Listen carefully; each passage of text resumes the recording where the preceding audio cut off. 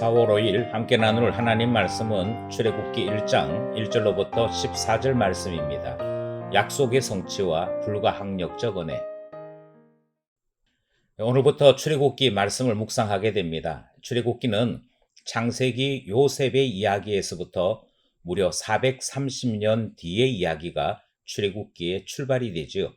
긴 세월 동안 하나님은 이스라엘을 애굽에서 자라게 하셨습니다. 그리고 그 긴 세월 동안 처음에 이스라엘과 달리 많은 변화가 이스라엘 안에 나타나게 되지요. 오늘 본문을 통해 그 변화를 살펴보도록 하겠습니다. 전체적으로 세 개의 문단으로 나누어 살펴보겠습니다. 먼저 1절로부터 5절 말씀이 첫 번째 문단입니다. 야곱과 함께 각각 자기 가족을 데리고 애굽에 이른 이스라엘 아들들의 이름은 이러하니 르벤과 시므온과 레위와 유다와 이사갈과 스불론과 베냐민과 단과 납달리와 갓과 아셀이요 야곱의 허리에서 나온 사람이 모두 70이요 요셉은 애굽에 있었더라. 출애굽기가 시작되고 1절로부터 5절은 왜 이들이 애굽에서 생활하게 되었는가 하는 그 배경을 설명하고 있습니다. 1절 말씀해 보니까 야곱이 가족들을 데리고 애굽에 이르렀다 이렇게 설명을 하고 있지요. 그리고 처음 이들이 애굽에 도착했을 때는 야곱의 집안 식구들 정도, 그래서 모두 70명 정도가 애굽에 도착했었다 설명을 하고 있습니다. 가나안 땅에 살고 있던 야곱과 야곱의 아들들, 가족들이 내려온 숫자는 70이고 이미 요셉과 요셉의 가족들은 애굽에 살고 있었으므로 70이라는 숫자에 포함되지 않았다라고 설명을 붙이는 것입니다. 우리는 여기서 두 가지 사실을 기억해야 되는데요. 야곱은 애굽에 내려오기를 무척 싫어했었습니다. 그렇게 싫어했던 야곱이 애굽에 내려오게 된 것은 하나님께서 애굽에서 부르시기 때문에 순종하여 내려오게 된 것이고, 하나님께서 왜 부르셨는가? 그것은 한 집안 식구밖에 되지 않는 이스라엘을 이곳에서 400년 넘는 시간 동안 나라가 되게 하셨고 민족이 되게 하시면서 하나님 나라로서 움직일 수 있도록 준비하는 기간으로 삼으신 것이 바로 애굽 생활의 출발이 되었더라 하는 것이죠. 그런 점에서 하나님께서 야곱을 통하여 나라를 만들고 또 그들을 나라로 세우시고 난 다음에는 약속의 땅으로 다시 부르시는 것이 하나님의 뜻이었음을 역사를 통해 설명하고 있는 것이 1절로부터 5절 말씀이 되는 것이죠. 처음에는 야곱의 아들들이지만 이 이후에는 시파의 이름으로 바뀌게 되는 것도 우리가 출애굽기를 통하여 살펴보는 분명한 사실이 되는 것입니다. 왜 부르셨는지 그 이유를 잊지 말아야 할 것을 배우는 첫 번째 문단 말씀이었습니다. 둘째 문단은 6절에서부터 10절 말씀입니다. 요셉과 그의 모든 형제와 그 시대의 사람은 다 죽었고 이스라엘 자손은 생육하고 불어나 번성하고 매우 강하여 온 땅에 가득하게 되었더라. 요셉을 알지 못하는 새 왕이 일어나 애굽을 다스리더니 그가 그 백성에게 이르되 이 백성 이스라엘 자손이 우리보다 많고 강하도다.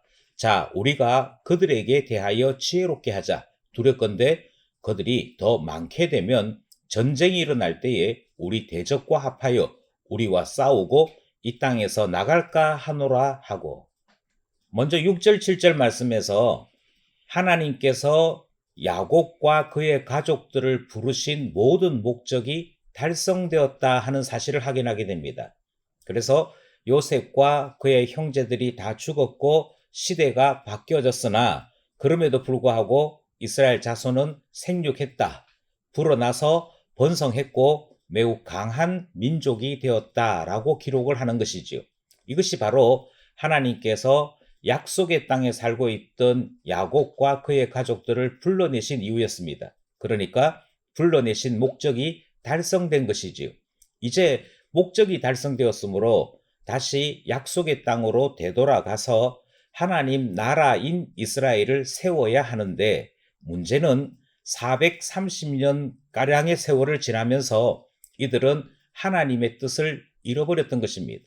하나님의 이름조차도 잊어버려서 모세가 하나님의 이름을 가르쳐 줘야만 했던 그와 같은 현실이 출애굽기에는 기록되고 있는 것이지요.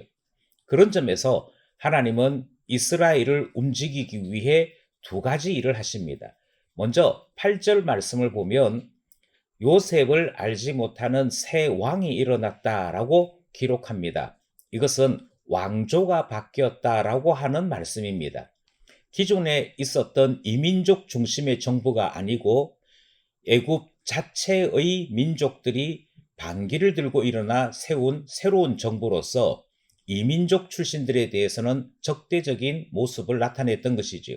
그래서 8절에 등장하는 요셉을 알지 못하는 새 왕이 일어났다라고 하는 것은 지금까지 편안하게 살던 이스라엘에게 고난과 고통이 시작되는 것을 암시하는 표현이 되어집니다.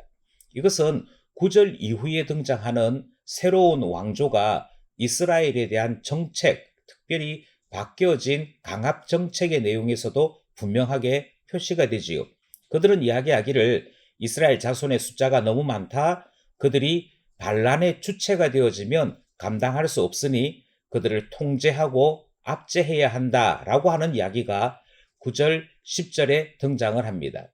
이것은 한편으로는 새로운 애굽의 정부가 이스라엘 민족을 학대하는 일이지만 또 한편으로는 하나님께서 정치라고 하는 것을 통해 또 국제 관계라고 하는 것을 통해 애굽에 거주하려고 하는 이스라엘을 일으켜 세우시는 하나님의 섭리가 되는 것이지요.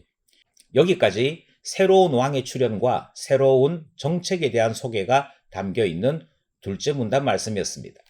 마지막 셋째 문단은 11절에서부터 14절 말씀입니다. 감독들을 그 위에 세우고 그들에게 무거운 짐을 지워 괴롭게 하여 그들에게 바로를 위하여 국고성 비돔과 람셋을 건축하게 하니라. 그러나 학대를 받을수록 더욱 번성하여 퍼져나가니 애굽 사람이 이스라엘 자손으로 말미암아 근심하여 이스라엘 자손에게 일을 엄하게 시켜 어려운 노동으로 그들의 생활을 괴롭게 하니 곧 흙 이기기와 벽돌 굽기와 농사의 여러 가지 일이라. 그 시키는 일이 모두 엄하였더라. 앞서 두 번째 문단에서는 국가 정책 그리고 새로운 왕조가 교체되는 국제 정세 그와 같은 것들을 통해 하나님께서 이스라엘에게 이제는 애굽에서 떠나야 한다라고 하는 것을 알려주시는 섭리의 모습이었다고 한다면 셋째 문단에서는 이스라엘 백성 한 사람 한 사람이 어떤 일을 경험했는지에 대한 설명이 등장합니다. 그들은 종살이를 시작하게 되지요. 그래서 11절 말씀에 보면 감독들을 세웁니다. 그리고 그 감독들이 무거운 짐을 지운다라고 표현하고 있고요. 이들이 어떤 보수나 대가도 없이 국고성 건축에 바로 투입되어서 괴로운 일을 시작하고 있는 모습이 나타나고 있습니다.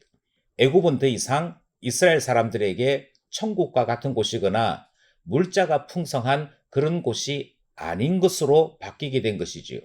12절 말씀에 보면 그들이 학대를 받은 것이 분명하게 기록되어 있습니다. 그럼에도 하나님께서 이스라엘 사람들에게 번성하고 퍼져나갈 수 있도록 역사하신 것을 확인할 수 있지요.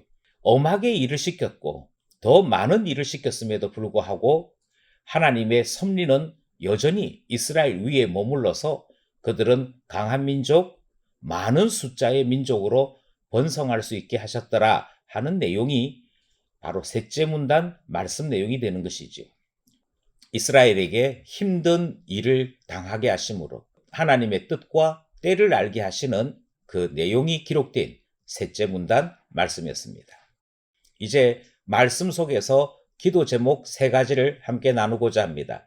첫 번째는 야곱의 때에 애굽으로 내려오게 된 이유가 있었습니다. 하나님께서 야곱과 그의 아들들을 불러내신 것은 하나님께서 이스라엘을 양육시키기 위해서였던 것이지요. 그럼에도 불구하고 안타깝게 400년 넘는 시간 동안 이들은 하나님의 뜻과 목적을 상실하여 노예로만 살게 되는 어처구니 없는 일이 오늘 본문에 기록되었던 것입니다. 그러므로 오늘 말씀을 통해 기도하기는 우리의 삶에 목적을 상실하지 않도록 하나님께서 우리의 기억을 붙잡아 주시고 하나님께서 우리에게 말씀하신 사명을 따라 살아가는 불타는 우리의 심령이 되도록 지켜달라 기도하게 되는 것이지요. 두 번째 기도하는 것은 하나님께서 새 왕을 일으켜 세우시고 이스라엘을 학대와 감시의 대상으로 바꾸어 버리신 것을 보았습니다. 하나님의 뜻을 알고 모르고의 차이는 대단히 큰 것이기에 기도하기를 주님의 뜻을 아는 일에 은혜를 베풀어 주시고 주님의 뜻을 알게 되었을 때 철저하게 순종할 수 있도록 우리의 마음을 지켜달라 기도하게 되는 것입니다. 마지막으로 고난과 학대 속에서 이스라엘은 믿고 의지할 분이 하나님뿐인 것을 배우게 됩니다. 우리에게도 마찬가지여서 고난을 싫어만 할 뿐 하나님을 믿고 의지해야 되는 것을 배우지 못한다면 하나님께서 우리에게 주신 좋은 기회를 잃어버리는 것과 같을 것입니다. 우리에게 영적인 통찰력을 주시고 이 풍랑으로 인해 더 빨리 더 깊이 하나님께 이룰 수 있도록 은혜 달라 기도하게 되는 것이지. 오늘도 말씀과 기도로 인생을 주와 함께 살아가는 하나님의 자녀 되기를 간절히 소원합니다.